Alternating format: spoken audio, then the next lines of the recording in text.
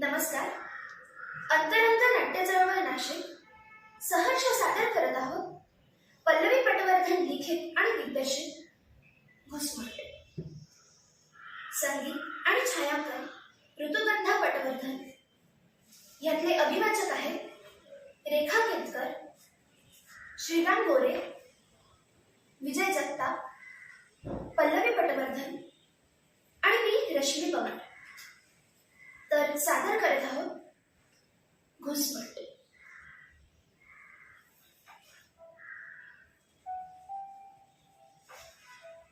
ती गोदा तर वाहत होती गच्च गच्च ऊर भरून दूरवरून आलेल्या पुरातली. वरवर संथ दिसली तरी आतल्यात हेडकावत होती ती. अनेक घुसमटलेल्या आकांताने आरोळ्यांनी आठवणींनी तरी ती वाहत होती शांतपणे आपल्या सुंदीत.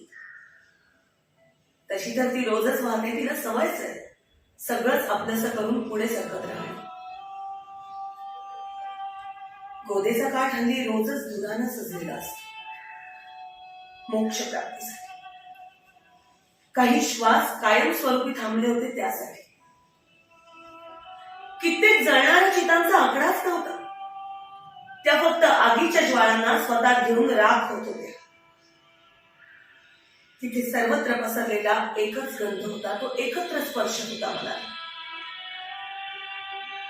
तो फक्त जळणाऱ्या चितांचा नव्हता. तिथली अत्तराची फुलांची दुकानं एक वेगळा सुगंधित माहोल तयार करण्याचा प्रयत्न करत होती. अनेक मृतदेहांवर वेगवेगळी सुवासिक अत्तरं शिंपडली जात होती. तो दर्प एक वेगळंच वातावरण निर्माण करत होता. स्मशानात येणाऱ्या शववाहिका सॅनिटायझरच्या फवाऱ्याने झिळझिळत होत्या. कोणी शासनाच्या नियमांचा वेसा आकडा पाळत होते, तर काहींना त्या आकड्याची पर्वाच नव्हती. तर कुठे 4 खांदे मिळणंही मुश्किल होतं. आपलेच आपल्याला पाठ दाखवत दिसेन असे व्हायचे. प्लॅस्टिकच्या आच्छादनात गुंडाळलेला देह तुटपुंज्या माणसात वैरण झाला. नेमकं वाईट टाकणं काय असतं ना, याचा मतीत अर्थ इथेच खूप लक्षात आला. खाटावर अनंत मंत्रोच्चारांचे नाद घुमत. इतकं सगळं जरी असलं तरी रोजचं जीवन हे सुरूच होतं. छोट्या छोट्या हातगाडीवरचे खाण्याचे जिन्नस तसेच दरवळत होते. काही खानावळी तडक्यांनी फोडणीच्या वासाने दुमदुमल्या होत्या. खवय्यांच्या पंक्ती उद्बस करत होत्या. तर काही जण काकस्पर्शाची वाट पाहत आपल्या आप्तांच्या स्मृती डोळ्यात ठेवून भर आकाशाकडे पाहत होते. अशा अगणित गोष्टींनी सजलेल्या या घाटावर त्याच एक अंतस्थ जीवन सुरू होत. हाच विखुरलेला दिसणारा घाट स्वतः कधी उदास, कधी शांत, कधी संयमी, कधी स्वतःचेच अश्रू लपवणारा, कधी खळखळून हसणारा. पण या गंगेच्या डोहात एक वेगळीच गोष्ट दडलेली होती. तिच्या आंतरिक संवादाची गोष्ट. हे रस्ते जरी ओसाड पडले असले तरी ते भरलेले असायचे कधी काळी. या रस्त्यानं जपलीये प्रत्येक पावलातली जाडी. या रस्त्यानं पाहिले ते मोर्चे, ती आंदोलन, ती धावपळ, ती रेलचेल, ती शांतता, ती स्तब्धता. आता तिथे फक्त हवेचं लोट वाहत असतं. धुळींची वादळं झेलत असतो तो एकांतवास. तो फक्त घुसमटतोय अनेक स्पंदनांसाठी. शहरं गावं सुनी पडली. जो कोणी जिवंत आहे त्यांच्या प्रत्येकाच्या डोळ्यात मृत्यूची छाया. प्रत्येक भिंतीत अडकलेत काही आवाज, काही स्वप्न, काही आठवणी. जिथे जिथे अनवाणी फिरलोय पाय भाजत भाजत ते रस्ते कोरडे पडले, शुष्क झाले. प्रत्येक वळणावर एक अनामिक न संपणारं भय दडले. अनंत पाय पडतायत, घुसमटीतून रस्ता सोडतायत. काही अनोळखी, काही न ऐकलेले.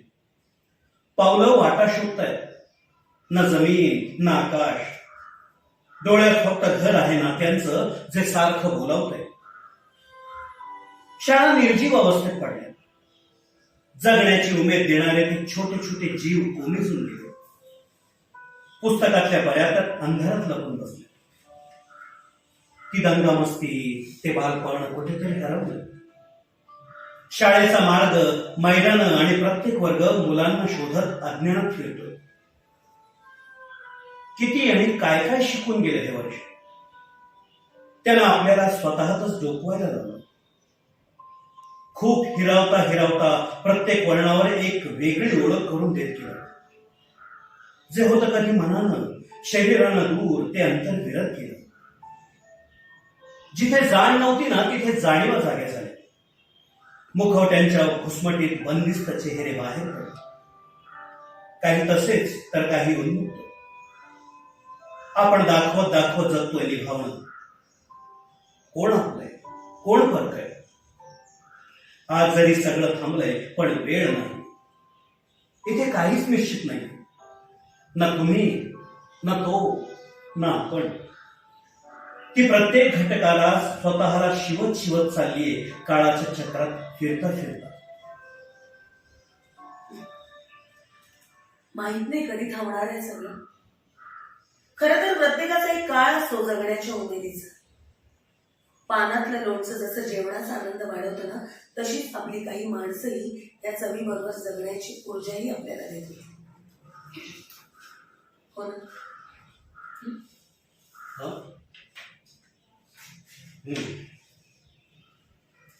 काही माणसं, काही नाती हे शब्दांच्या व्याख्येत बसत नाही. खरं म्हणजे त्यांची व्यापकता मोजताच येत नाही. काही मनातच राहतात, तर काही कल्पनेत उतरतात. ते तजेलदार चेहरे, हवे हवेसे वाटणारे, आधारातून शांत करणारे हात, आता आपण पुन्हा कुठे शोधायचे? हो, कळतंय मला, पण आपल्याला सावरावं लागेल. तेच तर करत आलोय ना आपण आजवर. निदान आजसाठी तरी कर. त्यांना मग रोज ते इथेच येऊन एकमेकांची हितगुज करतात. तेच तर बघतोय. त्यांच्याकडे बघून हे तरी कळतंय, निदान आज तरी आपला आहे. तू पण होशील व्यक्त आज? मला ऐकायचं तुला.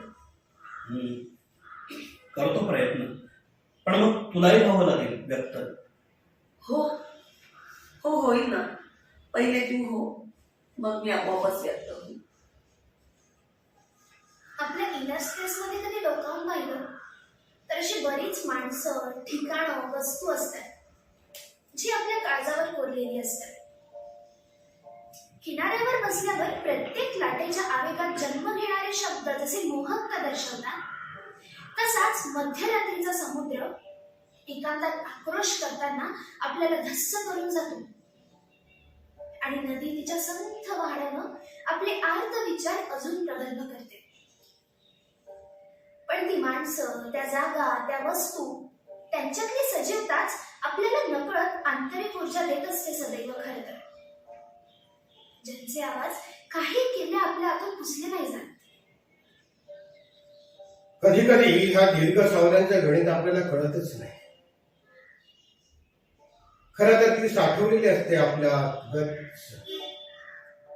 हवं तेव्हा तिची शीतलता अनुभवायला.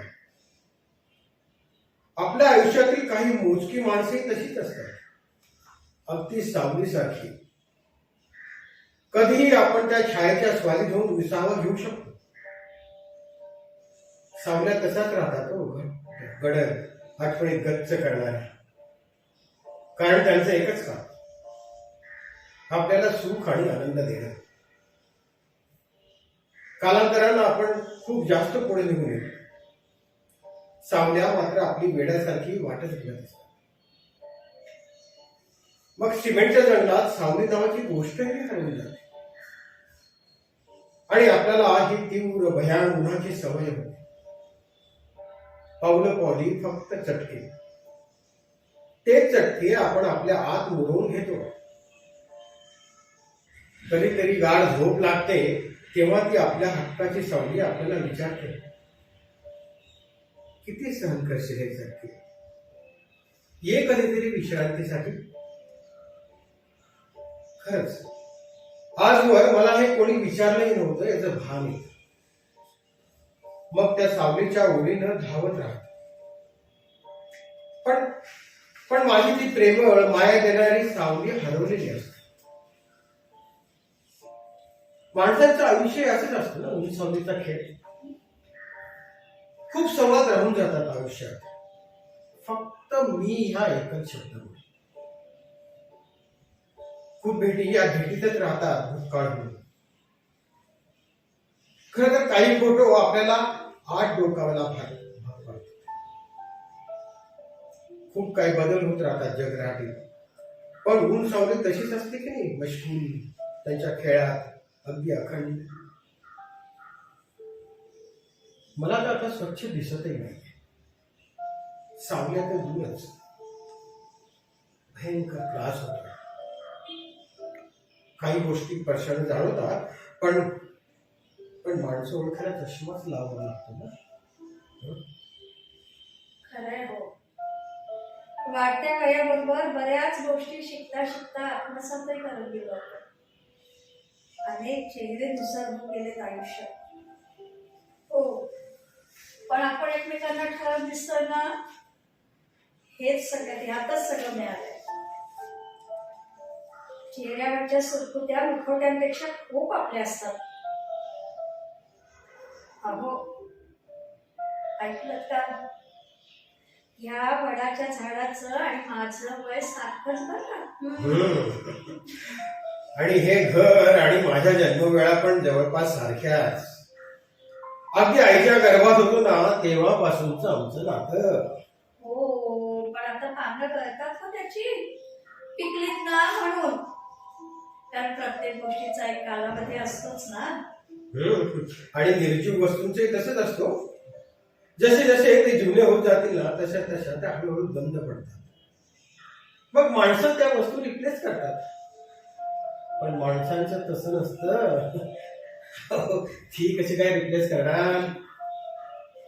फक्त त्यांना नात्यात ओलावायची गरज असते, कारण तो बंद घट्ट करायचा असतो. आपल्या या घरात एक तसंच आहे ना.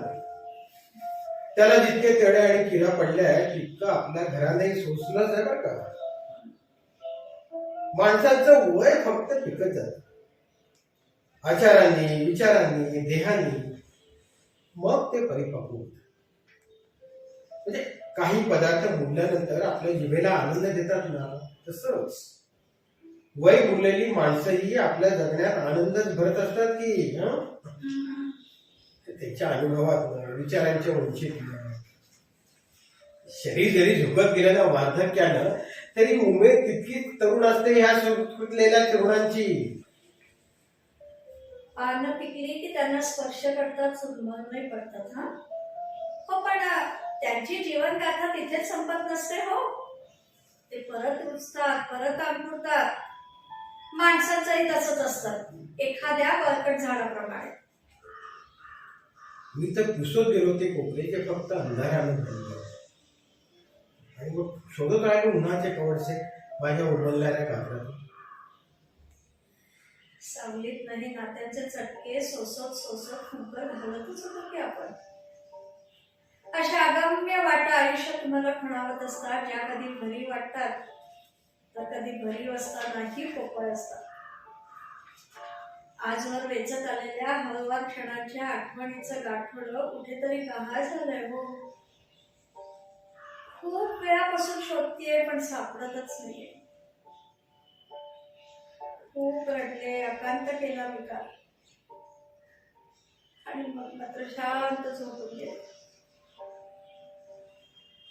खूप माणसं आपण पुस्तकासारखी वाचतो, नंतर त्या पुस्तकरूपी माणसांची आपल्याला सवय होते आणि एक दिवस हरवून जातात पुन्हा न सापडण्यासाठी.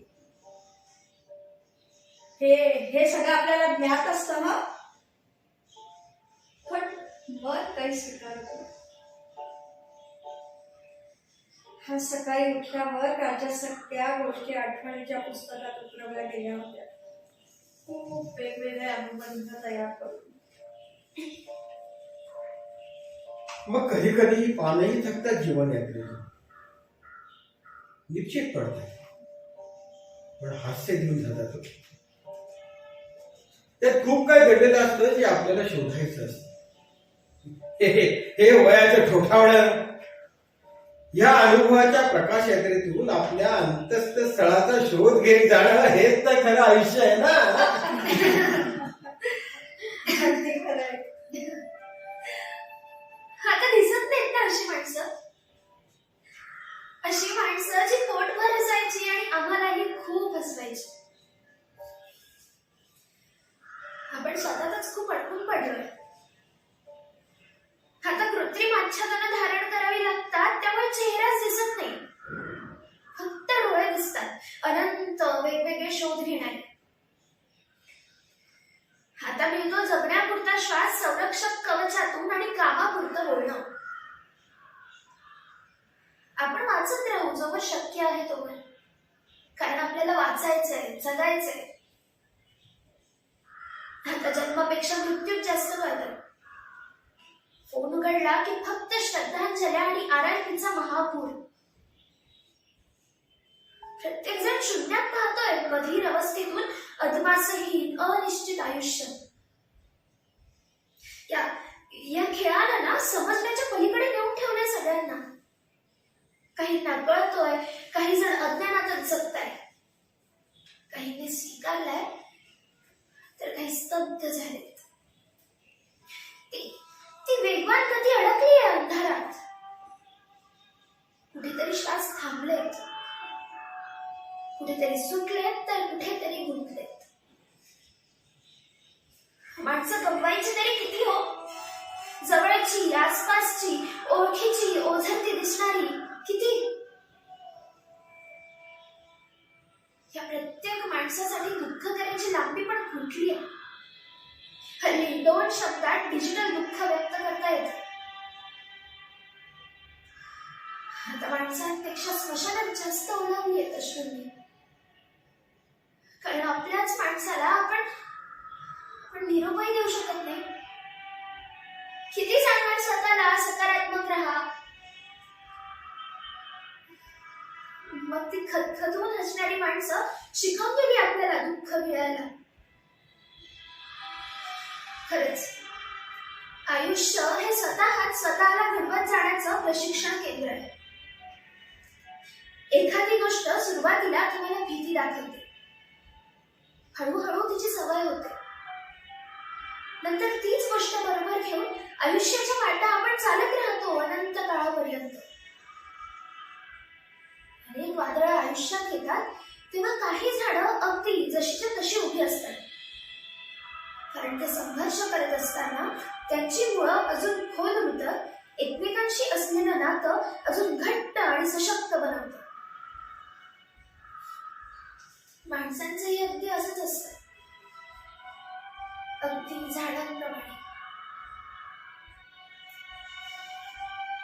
खरं सांगू, मला काही म्हणजे काही सुचत नाही. डोकं सुन्न झालंय माझं. मला ना फक्त ऐकू येतात ते श्वास चालता बोलता धावणारे. खरं तर ते श्वास जमेल तितकं जमेल तसं बोलत होते. मी नाही संग्रह केला त्यांना बोलण्याचा. ते धडपडत होते, गडबडत होते, धपापत होते, पण ते बोलत होते. कारण मला त्यांचं बोलणंच थांबवायचं नव्हतं. बोलणं थांबलं की श्वासही थांबते. ही अनामिक भीती होतीच माझ्या मनात. खरं तर सतत सैरा वैरा धावणारं माझं मन एका बेचकीत अडकलं होतं. मी काम करत होते सतत, सारखं. मी खरंच खूप धावत होते. मला ना खरंच काहीच सुचत नाही. खरंच सोपं असतं का आपल्या माणसाला अलविदा म्हणणं? सगळे म्हणतात सावध स्वतः, आपल्या हातात काहीच नसतं. आपण ना फक्त बाहुले आहोत, तो वर बसलाय ना, त्याच्यात ठरवण्यापुढे आपलं काहीच चालत नाही. खरंच काहीच चालत नाही. अगदी तो गेल्याच्या दुसऱ्या दिवशीपासून न थांबता काम करते मी. कारण कायम कर्तव्य खूप महत्वाचं असतं ना, मग मी आधी त्याला महत्व दिलं. दाबलं त्यावेळी माझ्या भावनांना. चालता बोलता सतत हसणारा आणि हसवणारा माणूस तुमच्या आयुष्यातनं कायमचा नाहीसा होतो हे वास्तव उघड्या डोळ्यांनी स्वीकारणं खूप जास्त कठीण असतं. काही क्षण जगणं आणि काही क्षणांना आवर्त घेणं यात खूप तफावत आहे. खरं तर यात साधारण नाहीच. हे ते क्षण आहेत जे तुमच्या आयुष्यात आल्यानंतरच तुम्हाला कळतात. हे आपले विचार नाहीच राहू शकत का आपल्यापासून जरा बाजूला? कधी कधी वाटतं ना असंबद्धतेत गवसेल मला काहीतरी. वाटलं होतं शून्य खूप काही आठवणी घेऊन जाईल, पण आज काय झालंय? काय झालंय आज? शून्य विरता विरता एक जन्माला आला आणि आता दोन. शून्यानं शून्याचं महत्व पटवून दिलं. शून्याच्या त्रिज्येतच सगळं काही वसलंय. त्या परिघाचं आवर्तन आपल्यालाच करावं लागतं. अपूर्णत्वातून पूर्णत्वाचा शोध. स्वतःभोवतीची एक अंतर्प्रदक्षिणा.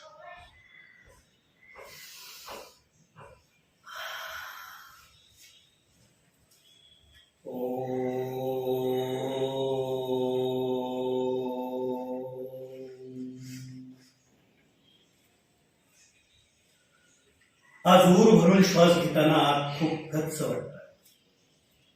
काही वेळासाठी जीव घाबरतो, छाती फुटेल की काय याची भीती वाटते. आपण छाती भरून श्वास साठवून ठेवतो काही क्षणांसाठी, कारण परत त्याला खूप काही घेऊन बाहेर पडायचं असतं. आपल्यातून काय काय नेत असेल तो प्रत्येक क्षणाला. मध्येच असंही वाटतं की हे थोडकं तर नाही ना. आपण आपल्या श्वासासाठी मोकळीक शोधत असतो. मोकळा श्वास म्हणावा तरी कशाला? मोकळ्या हवेत घेता यावं याला, की आपल्या मनासारखं श्वास घेता यावं याला. श्वासाचं काय हो, तो घ्यावाच लागतो जगण्यासाठी. मग ते ठिकाण आवडीचे असो नाहीतर नसो. तो जसा शरीरात येतो तसा बाहेरही पडतो. तो बाहेरून येताना किती काय घेऊन आत प्रवेश करत असेल. तो तुम्हाला विचारायला शिकवतोय प्रत्येक क्षणाबरोबर आलेला विचार कशा पद्धतीने आत्मसात करायचा. काही गोष्टी श्वासाबरोबरच सतत आपल्या सोबत असतात.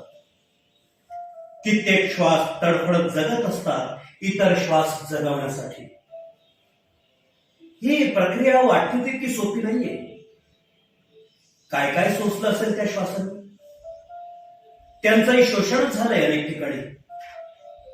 नको त्या परिस्थितीत तुम्हाला जगावं लागतं तेव्हा तो श्वास जड होत जातो. पण हा देह जिवंत राहण्यासाठी त्याला शरीरात प्रवेश करावाच लागतो. तर कधी कधी तेच निष्ठुर हात आपल्याला कृत्रिम श्वास घ्यायला मजबूर करतात. माणसंच माणसांचे श्वास दाबतात स्वतःच्या श्वासांसाठी. अनेक स्त्राव श्वासाला जाणवत असतात वेगवेगळ्या परिस्थितीमधले. प्रत्येक श्वासाने ते क्षण शोषून घेतले, साठवून ठेवले. ते सुगंध आयुष्याच्या प्रत्येक टप्प्यावर उलगडण्यासाठी. तुमचे श्वास तितकेच मजबूत असतात जशा तुमच्या आठवणी. अनेक कोरडे श्वास घुटमळत असतात अवतीभोवती निर्जीव अवस्थेत. अनेक श्वास आत विरघळत असतात. अनेक श्वास आत गर्भात पेरत असतात. अनेक श्वास गुदमरून टाकतात तर अनेक श्वास जगण्याची ऊर्जा देतात. आणि कोणी कोणाच्या वाटेकडे डोळे लावून श्वास रोखलेले असतात. शब्दशः याचा अर्थ काढण्यापेक्षा काही जीव खरंच आपल्या माणसांसाठी जीव रोखून ठेवतात. त्यांचे श्वास त्यांच्या माणसांसाठी थांबलेले असतात. त्या श्वासांना मुक्ती हवी असते आपल्याच माणसांच्या साक्षीत. मी भिजत भिजत ओलीत चिंब होत राहिले. विचारांच्या अवघ्या तीरावर माझ्याच माणसांची स्पंदन ऐकण्यासाठी. आसमंतांच्या ओंजळीत गहिवरत गेले आणि त्यांनी ठरवलेल्या जागांचा शोध घेत राहिले. माझी प्रत्येक रात्र उघडत होती तुमच्या आठवणींचं पुस्तक. तुम्ही दाखवलेलं आकाश आणि माझ्यावरच हसणाऱ्या त्या सांज वेळात. आजही माझं आकाश पसरलेलंच आहे, पण ओल्या गच्च आठवणीत. त्या चांदण्यांच्या कडा आजही ओसरताय तुमच्या अचानक जाण्यानं. दाटलंय माझं आकाश खिडकीच्या चौकटीत. नजरेपलीकडचं प्रतिबिंब. तुमच्या आठवणीत बंदिस्त झालेलं माझं मन माझ्या कितीतरी अधू गोष्टींना तुमच्या तसबिरीतून शोधतंय. आपल्या आर्त गाभाऱ्यात वेचल्यातली शब्द गेली, हरवलेलं सगळं गवसण्यासाठी.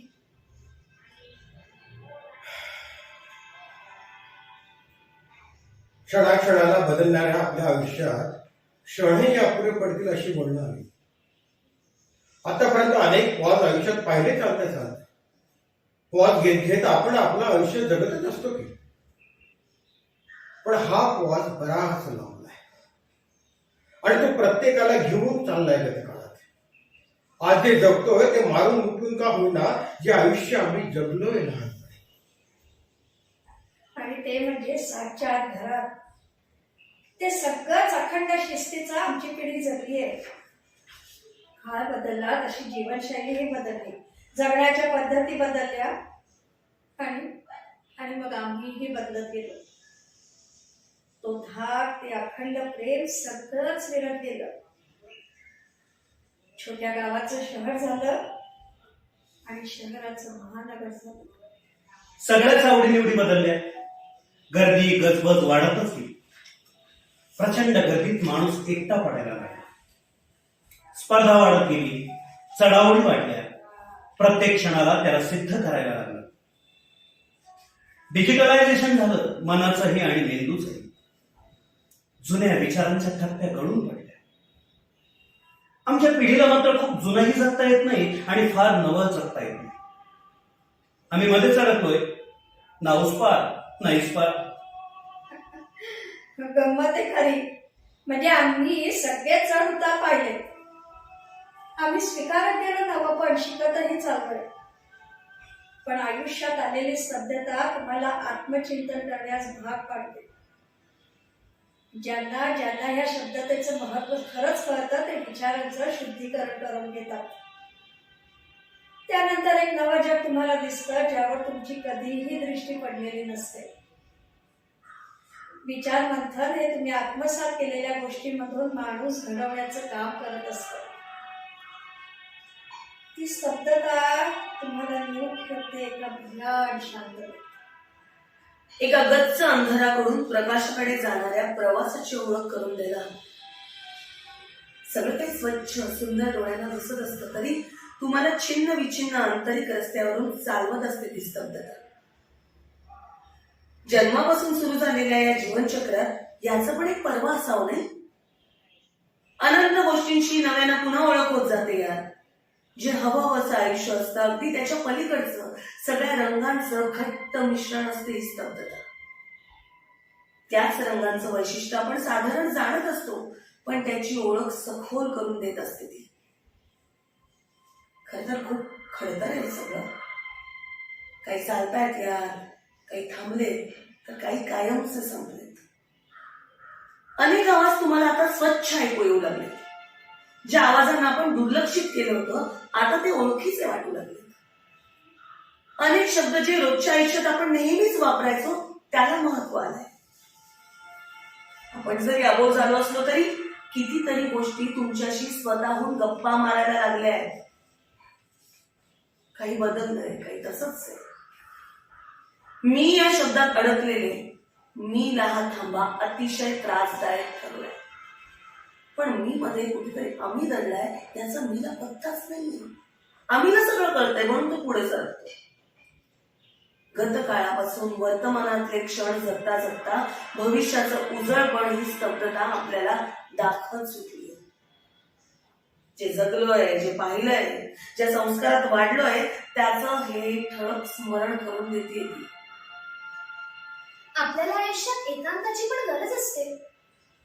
स्वतःतच डोकावण्याची, एका शांततेसाठी स्वतःला चाचपण्याची, स्वतःशीच गप्पा मारता मारता हसण्याची, अथांगतेत मनसोक्त विहार करण्याची. काही अबोल गोष्टी बऱ्याच काही बोलून जातात या. निसर्गाचं सौंदर्य, त्याच्या प्रत्येक छटा, त्याचा प्रत्येक रंग तुमच्या झिरपत झिरपत विरघळून जातो अशा वेळी. तुमच्या अंतरंगात सामावर त्याची कधी मुक्त उधळण करतो तुमचं तुम्हालाही कळत नाही. मग फक्त आपण आणि अनंत अवकाश इतकंच उरतं. आता कुठेतरी सवय होत चालली आम्हाला. जाणीवा फक्त झाले, पण काहींच्या भावनेत ओलावा उमलात नाही असंही जाणवलं. इतकी कठोर शिक्षा असते का हा पॉज? मनाची होणारी तगमग नाही थांबवत. मी कितीदा तरी विचारलंय मनाला, पण ते कायम निरुत्तर. काही जण म्हणतात हे राजकारण आहे. खरंय का? अहो, मग आमची तुमची सगळ्यांची इतकी माणसं गेली हे तर खरं आहे ना. किती हा मेंदूला, मनाला, शरीराला त्रास.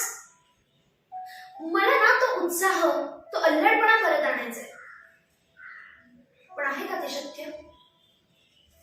कारण जे वय आहे ना आपलं, ते तिथेच थांबतं कधी कधी. ते फक्त वाकुल्या दाखवतं, खुणावत असतं. शांतता, शांतता आहे ग, फक्त शांतता. एक नीरव शांतता, हव्याविषयी वाटणारी, मनाचा आणि मेंदूचा ताबा घेणारी एक संभ्रमित अवस्था. हा आमच्या वयाचा भाग आहे का हा अनुभवाचा भाग आहे का? तुटती घुसमटीतून जन्मलेली का हा आपल्या मनोरंजनेचा भाग?